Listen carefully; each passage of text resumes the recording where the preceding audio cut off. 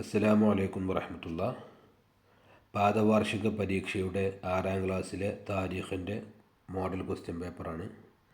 ഒന്നാമത്തെ ക്വസ്റ്റ്യൻ യോജിപ്പിക്കാം.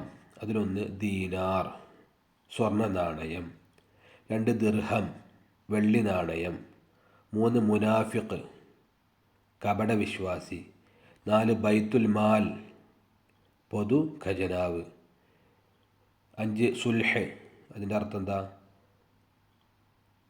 സമാധാന കരാർ, 6 ജിസിയ ഇസ്ലാമിക നികുതി സമ്പ്രദായം. രണ്ടാമത്തെ ക്വസ്റ്റ്യൻ ഉത്തരം എഴുതാം. സിദ്ദീഖ് റളിയല്ലാഹു അൻഹുവിൻ്റെ ആദ്യ നാമം എന്തായിരുന്നു? ശേഷം നബി സല്ലല്ലാഹു അലൈഹി വസല്ലമ തങ്ങൾ എന്ത് പേരാണ് നൽകിയത്? സിദ്ദീഖ് റളിയല്ലാഹുവിൻ്റെ ആദ്യ നാമം അബ്ദുൽ കഅബ എന്നായിരുന്നു. പിന്നീട് നബി സല്ലല്ലാഹു അലൈഹി വസല്ലമ അബ്ദുല്ല എന്ന പേര് നൽകി. അപ്പോൾ എഴുതേണ്ടത് അബ്ദുൽ കഅബ, പിന്നീട് നബി സല്ലല്ലാഹു അലൈഹി വസല്ലമ അബ്ദുല്ല എന്ന പേര് നൽകി. അതാണ് എഴുതേണ്ടത്. രണ്ടാമത്തെ ക്വസ്റ്റ്യൻ തബൂക്ക് യുദ്ധത്തിന് വേണ്ടി ഉസ്മാൻ റളിയല്ലാഹു അൻഹു എന്തെല്ലാം ദാനം നൽകി?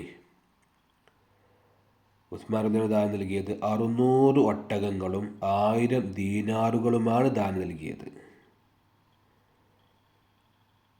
മൂന്നാമത്തെ ക്വസ്റ്റ്യൻ ആമുർ റമാദ് എന്നാൽ എന്ത്? അറേബ്യയിൽ കഠിനമായ വരൾച്ച അനുഭവപ്പെട്ടു. ഭൂപ്രദേശമെല്ലാം വരണ്ടുണങ്ങി, കന്നുകാലികൾ ചത്തൊടുങ്ങി. ഈ കഠിന വരൾച്ച കാലം ആമുർ റമാദ് ചാരവർഷം എന്ന പേരിൽ അറിയപ്പെടുന്നു. അതാണ് എഴുതേണ്ടത്. നാലാമത്തെ ക്വസ്റ്റ്യൻ നബി സല്ലല്ലാഹു അലൈഹി വസല്ലമ തങ്ങൾ വഫാത്തായപ്പോൾ സ്വഹാബികൾ ഖലീഫയെ തീരുമാനിക്കാൻ വേണ്ടി എവിടെയാണ് യോഗം ചേർന്നത്? ആരാണ് ആദ്യം ബൈഅത്ത് ചെയ്തത്? ബനു സായിദ ഗോത്രക്കാരുടെ പന്തലിലായിരുന്നു യോഗം ചേർന്നത്. ബനു സായിദ ഗോത്രക്കാരുടെ പന്തലിൽ ഉമർ റളിയല്ലാഹു അൻഹുവാണ് ആദ്യമായിട്ട് ബൈഅത്ത് ചെയ്തത്. ഇനി അടുത്തത് പൂരിപ്പിക്കാം. യമാമ യുദ്ധത്തിൽ പല ഡാഷ് ഷഹീദായി. പല ഹാഫിളുകളും പുസ്തകത്തിൽ കൊടുത്തിട്ടുള്ളത് നിരവധി ഹാഫിളുകൾ ഷഹീദായി എന്നും, തദ്രീബാത്ത് കൊടുത്തിട്ടുള്ളത് യമാമ യുദ്ധത്തിൽ പല ഹാഫിളുകളും ഷഹീദായി എന്നാണ്. അപ്പോൾ ഹാഫിളുകൾ എന്നാണ് അവിടെ എഴുതി കൊടുക്കേണ്ടത്. രണ്ടാമത്തെ ക്വസ്റ്റ്യൻ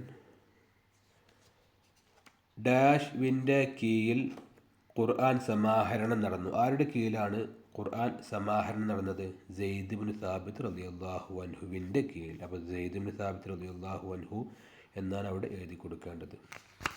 അടുത്ത ക്വസ്റ്റ്യൻ ഡാഷ് എന്ന ശത്രുവിൻ്റെ വെട്ടേറ്റ് ഉമർ റളിയല്ലാഹുവിന് വഫാത്തായി. അപ്പോൾ ആരുടെ വെട്ടേറ്റാണ് ഉമർ റളിയല്ലാഹുവിന് വഫാത്തായത്? അബൂ ലുഅത്ത് എന്ന ശത്രുവിൻ്റെ. അപ്പോൾ അവിടെ ആ പേരാണ് എഴുതി കൊടുക്കേണ്ടത്. അടുത്തത് 2 വീതം എഴുതാം. അതിലൊന്ന് സിദ്ദീഖ് റളിയല്ലാഹു അൻഹു ഒന്നാമതായ കാര്യങ്ങൾ, അത് 2 എഴുതാനുള്ളതാണ്. അതിലൊന്ന് പുരുഷന്മാരിൽ ആദ്യമായി ഇസ്ലാം സ്വീകരിച്ചു.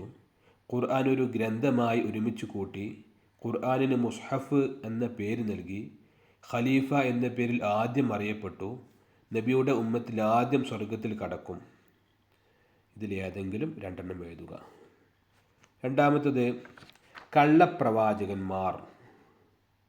കള്ളപ്രവാചകന്മാരിൽ 2 എഴുതാം. മുസൈലിമത്തുൽ കദ്ദാബ്, തുലൈഹ, അസ്വദുൽ അനസി, സജാഹ്. ഇതിലേതെങ്കിലും 2 എഴുതാം. അടുത്ത ക്വസ്റ്റ്യൻ ഓരോന്ന് വീതം എഴുതാം. ഉമർ റളിയല്ലാഹു അൻഹുവിൻ്റെ ഭരണ നേട്ടങ്ങളിൽ നിന്ന് ഓരോന്നും എഴുതാനുള്ളതാണ്. അതിലൊന്ന് സാമൂഹികമായിട്ട് എന്തൊക്കെ നേട്ടമാണ്? ഭക്ഷ്യസുരക്ഷ, യാത്രാ സൗകര്യങ്ങൾ. അതിലേതെങ്കിലും 1 എഴുതുക.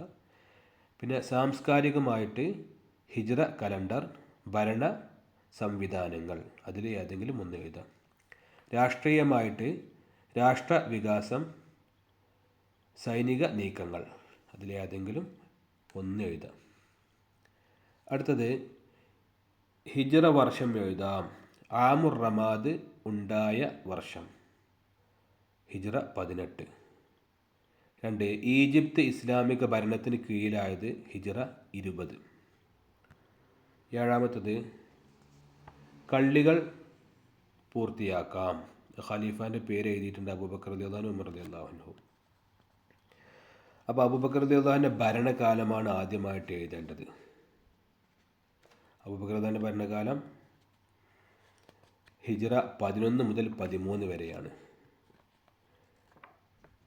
2 വർഷം 3 മാസം 8 ദിവസം. അത് എഴുതിയാലും കുഴപ്പമില്ല. പിന്നെ ഒരു പ്രധാന നേട്ടം ഖുർആൻ സമാഹരണം, സക്കാത്ത് നിഷേധികൾക്കെതിരെയുള്ള പോരാട്ടം, കള്ളപ്രവാചകന്മാർക്കെതിരെയുള്ള പ്രതിരോധം. അതേതെങ്കിലും ഒന്ന് എഴുതാം. 2. ഉമർ റളിയല്ലാഹു അൻഹുവിൻ്റെ ഭരണകാലം ഹിജ്റ 13 മുതൽ 23 വരെയാണ് ഉമർ റളിയല്ലാഹുവിൻ്റെ ഭരണകാലം. പിന്നെ ഒരു പ്രധാന നേട്ടം, ആ നേട്ടം നേരത്തെ പറഞ്ഞ സാമൂഹികമായിട്ടും സാംസ്കാരികമായിട്ടും രാഷ്ട്രീയപരമായിട്ടുമുള്ള നേട്ടങ്ങൾ നേരത്തെ പറഞ്ഞല്ലോ, അതിലേതെങ്കിലും ഒന്ന് എഴുതാം. അല്ലാഹു സുബ്ഹാനഹു വ തആല നമുക്കെല്ലാവർക്കും നാഫിയായ ഇൽമ് പ്രദാനം ചെയ്യട്ടെ.